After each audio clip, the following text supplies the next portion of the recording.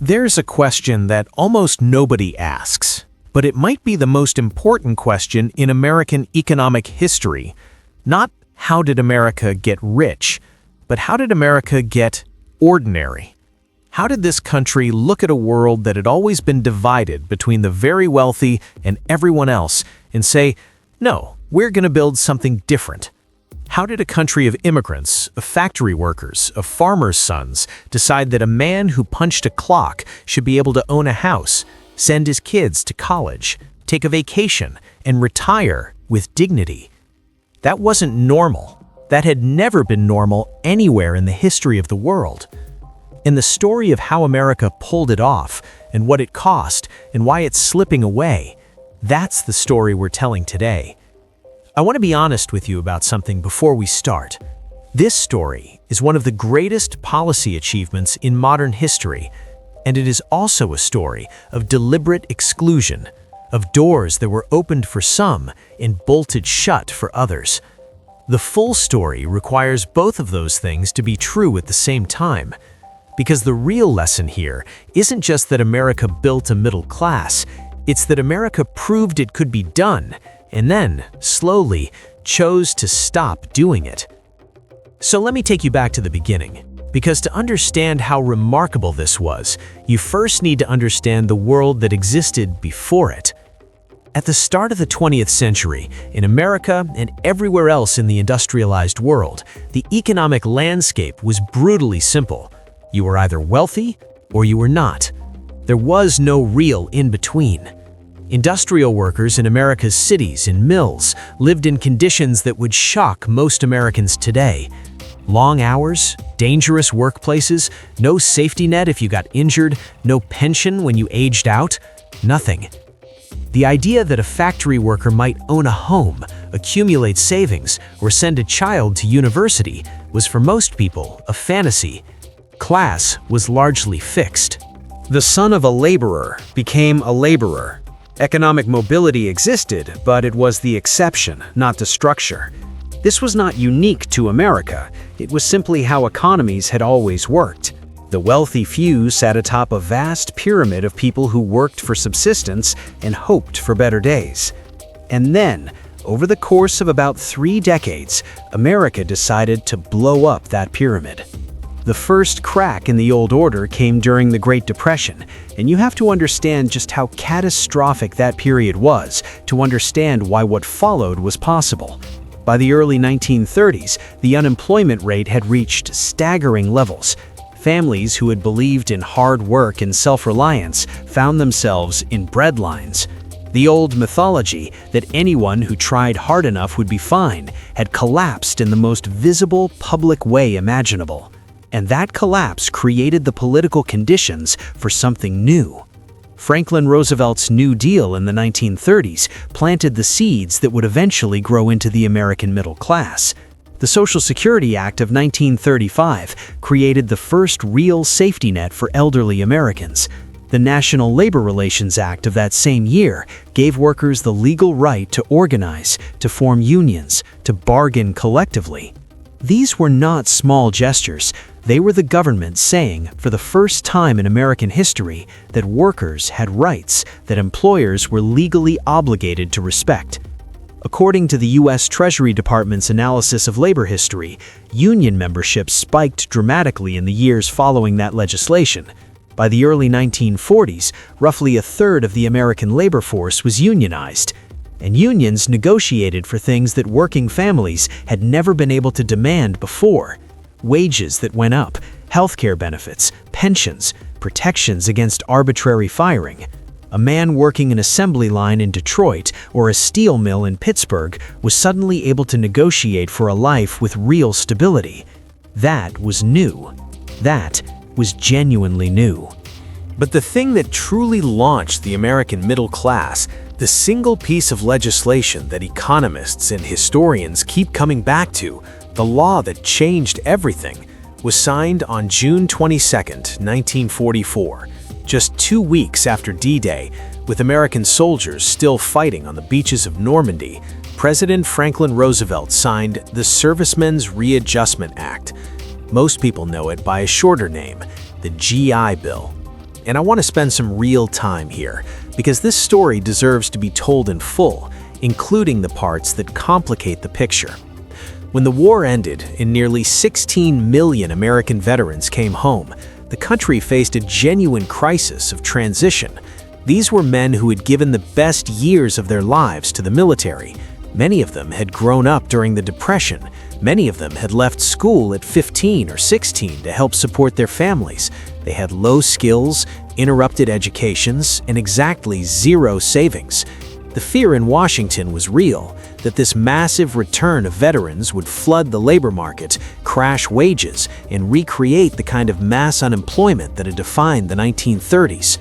The GI Bill was designed to prevent that disaster, and it did something far more significant than anyone originally imagined.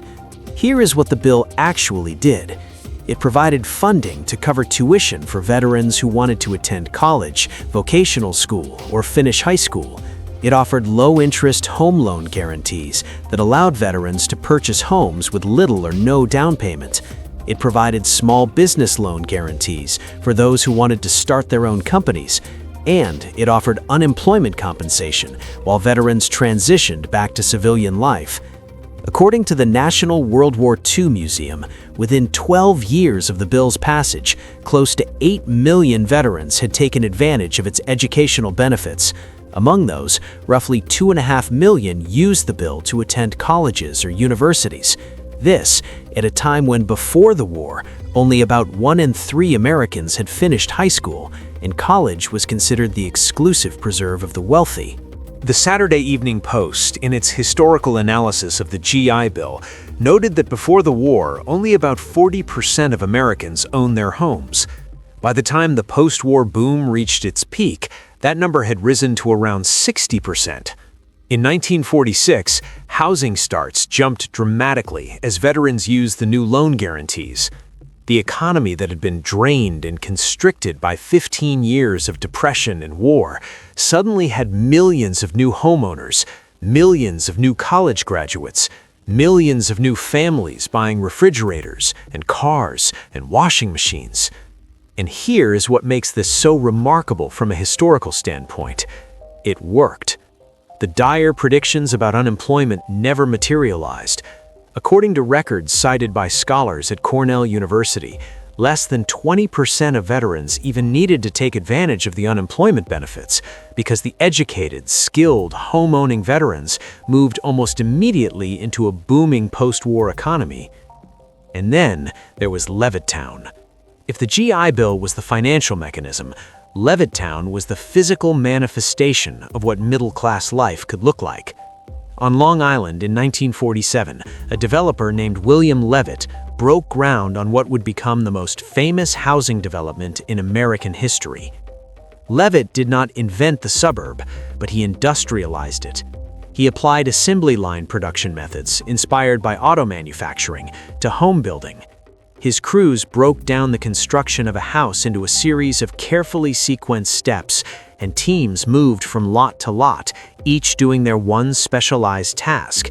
At the peak of construction, a Levitt home was going up every 16 minutes. The first Levittown eventually grew to over 17,000 homes on Long Island, providing housing for tens of thousands of families. The homes were modest by today's standards: a few rooms, a small yard, a washing machine, a television set. But to a generation that had grown up in Depression-era poverty and wartime scarcity, those homes were extraordinary. They were proof. They were proof that in America, a working man, a bus driver, or a factory foreman, or a postal worker could own his own piece of land.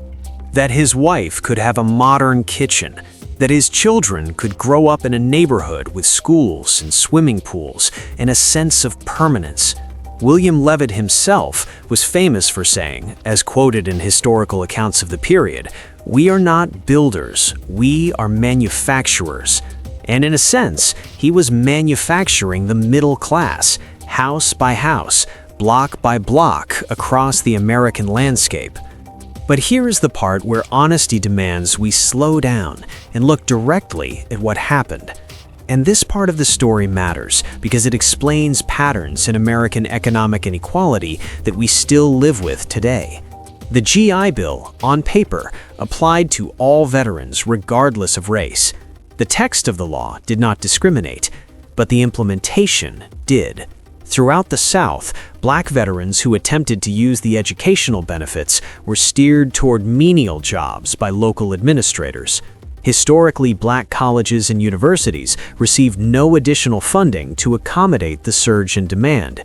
And according to estimates cited by the National World War II Museum, tens of thousands of black veterans who sought to use the GI Bill for education were turned away because there was simply no room for them.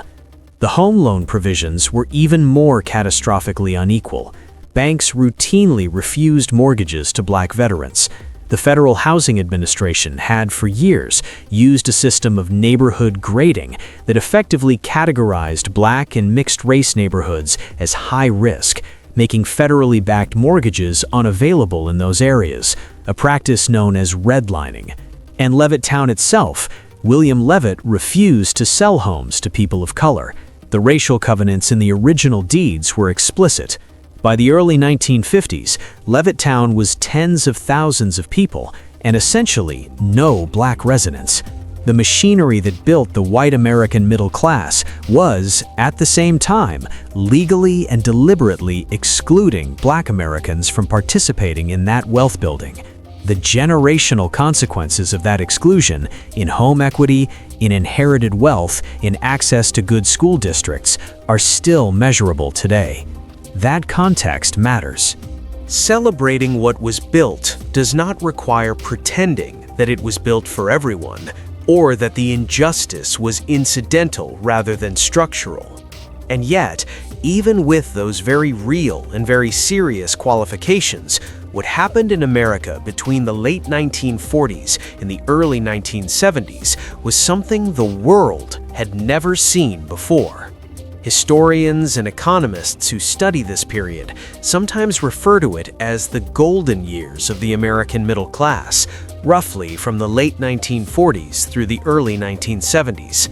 In those decades, economic growth was broadly shared. Real wages rose across the income distribution. More Americans than ever before were homeowners. College attendance, once the province of the wealthy, became a normal expectation for a working-class kid with ambition, and the rest of the world was watching. Which brings us to one of the most extraordinary moments in Cold War history. In July 1959, Vice President Richard Nixon traveled to Moscow to open the American National Exhibition, a U.S. government-sponsored showcase designed to show ordinary Soviet citizens how Americans lived. The centerpiece of the exhibition was a model American home, a suburban house with a modern kitchen, a washing machine, a dishwasher, a color television. Standing in that kitchen, Nixon and Soviet Premier Khrushchev got into the most unexpected geopolitical debate in history. Khrushchev, who had come to mock, began to argue. He claimed the Soviet Union would surpass America within years. Nixon, pointing at the dishwasher, made an argument that was not about missiles or armies or ideology in the abstract. He argued that a typical American steelworker could afford this house, that the freedom Nixon was defending was not just political freedom, it was the freedom to live comfortably, to own a home, to have choices. According to the transcript of that exchange, preserved in the CIA's own archives, Nixon told Khrushchev directly that most American veterans could purchase a home in the range of $10,000 to $15,000. The model house itself had been priced to reflect what an ordinary working family could afford. The point Nixon was making in front of cameras broadcasting to both nations was this: in America, the middle class is the argument. The standard of living of ordinary Americans is itself the proof that the system works. Khrushchev was not entirely persuaded, but the image of that exchange, two superpower leaders arguing in a kitchen over a washing machine, became one of the defining images of the Cold War, because it captured something true about what America had built. The middle class was not just an economic category, it was an ideology. It was what America was saying to the world. The labor unions deserve their own moment in this story, because without them, the GI Bill and the housing boom would have created a one-generation phenomenon rather than a durable structure.